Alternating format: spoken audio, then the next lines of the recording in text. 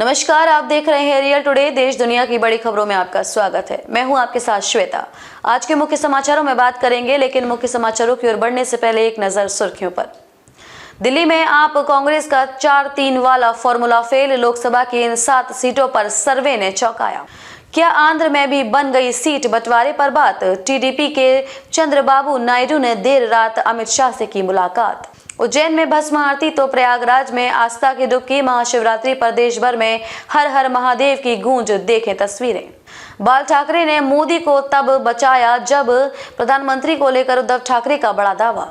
जनक fame actress Dolly सोही का निधन। बहन की मौत के कुछ घंटों बाद ही ली अंतिम सांस। ये तो थी सुर्खियां। अब चलते हैं बड़ी खबरों की ओर।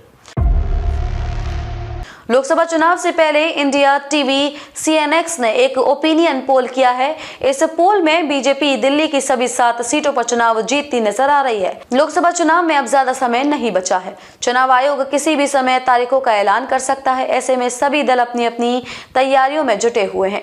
वर्तमान में दिल्ली की सभी 7 सीटों पर बीजेपी का कब्जा है। ऐसे में बीजेपी इस बार भी राजधानी में अपने इसी प्रदर्शन को दोहराने में लगी है। वहीं बीजेपी के विजय रथ को रोकने के लिए आम आदमी पार्टी ने कांग्रेस के साथ गठबंधन किया है। इस बार दिल्ली में इंडिया गठबंधन और बीजेपी के बीच आमने सामने का मुकाबला होना है।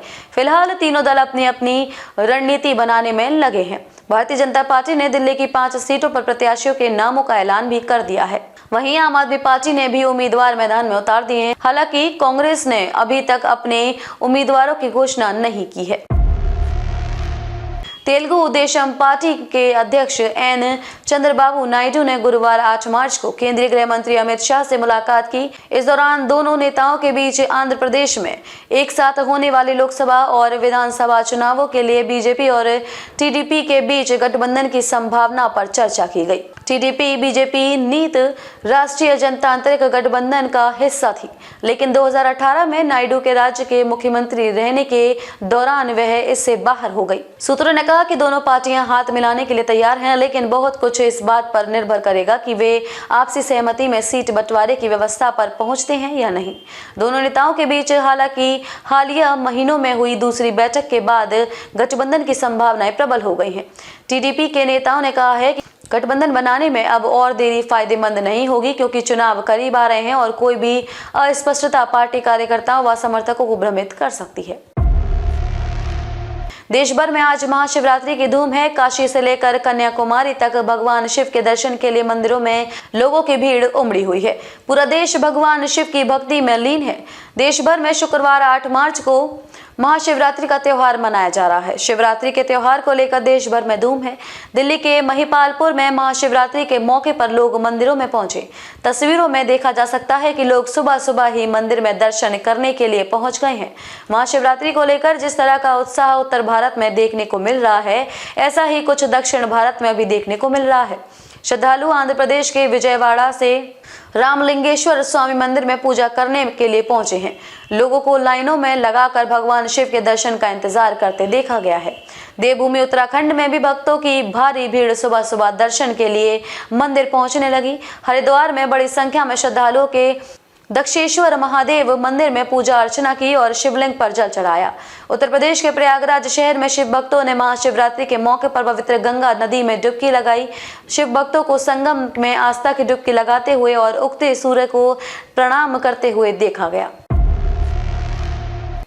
शिवसेना प्रमुख उद्धव ठाकरे ने गुरुवार को कहा कि भारतीय जनता पार्टी ने भले ही उनके विधायकों को अपने पाले में कर लिया है, उनके दल को तोड़ दिया है, लेकिन उनकी पार्टी खत्म नहीं हुई है।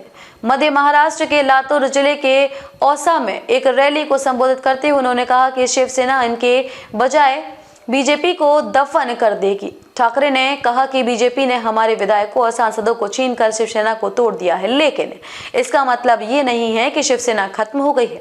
इसके विपरीत शिवसेना बीजेपी को दफन देगी और आगे बढ़ेगी। महाराष्ट्र के पूर्व मुख्यमंत्री ने दावा किया है कि बीजेपी नेताओं ने जम्मू कश्मीर, मणिपुर और अरुणाचल प्रदेश जैसे क्षेत्रों का दौरा करने का साहस नहीं है। उन्होंने बिना ज्यादा जानकारी दिए यह भी दावा किया है कि उनके पिता और शिवसेना संस्थापक दिवंगत बाल ठाकरे ने नरेंद्र मोदी को तब बचाया था जब बीजेपी नेता अटल बिहारी वाजपेयी मोदी को दरकिनार करने वाले थे। जनक स्टार डॉली सोही का निधन हो गया है। एक्ट्रेस ने अपनी बहन अमनदीप की मौत के कुछ घंटों बाद ही इस दुनिया को अलविदा कह दिया है।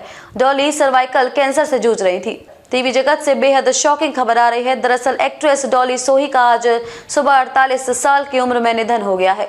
उनकी बहन अमनदीप सोही की भी बीती रात मौत हो गई थी। अमनदीप के निधन के कुछ देर बाद ही दिल दहला देने वाली खबर सामने आई है। डॉली सोही भी अब इस दुनिया में नहीं रही है। डॉली सर्वाइकल कैंसर से जूझ रही थी, जबकि अमनदीप की पीलिया से जूझने के बाद मौत हो गई है। उनकी मौत की खबर की पुष्टि टाइम्स ऑफ इंडिया के ई टाइम्स टीवी ने की है। डॉली के परिवार ने मौत की पुष्टि ई टाइम्स टीवी पर रिपोर्ट के मुताबिक डॉली के परिवार ने कहा, हमारी प्यारी डॉली आज सुबह सुबह अपने स्वर्गीय निवास के लिए रवाना हो गई है। हम सदमे में हैं। अंतिम संस्कार आज दोपहर को किया जाएगा। बता दें कि एक्ट्रेस के भाई मनु ने कंफर्म किया था कि उनकी बहन और टीवी अभिनेत्री अमनदीप सोही का निधन हो गया है। इसके कुछ देर बाद ही डॉली सोही के निधन की भी खबर आई है। कैसे लगे समाचार कमेंट करके जरूर बताएं। वीडियो पसंद आया हो तो लाइक कीजिए। देश और दुनिया की बड़ी खबरों के साथ अपडेट रहने के लिए चैनल को सब्सक्राइब करें। खबरों में अब तक के लिए बस इतना ही। फिर होगी आपसे मुलाकात कुछ ऐसी ही खबरों के साथ। तब तक के लिए नमस्कार और देखते रहिए रियल टुडे।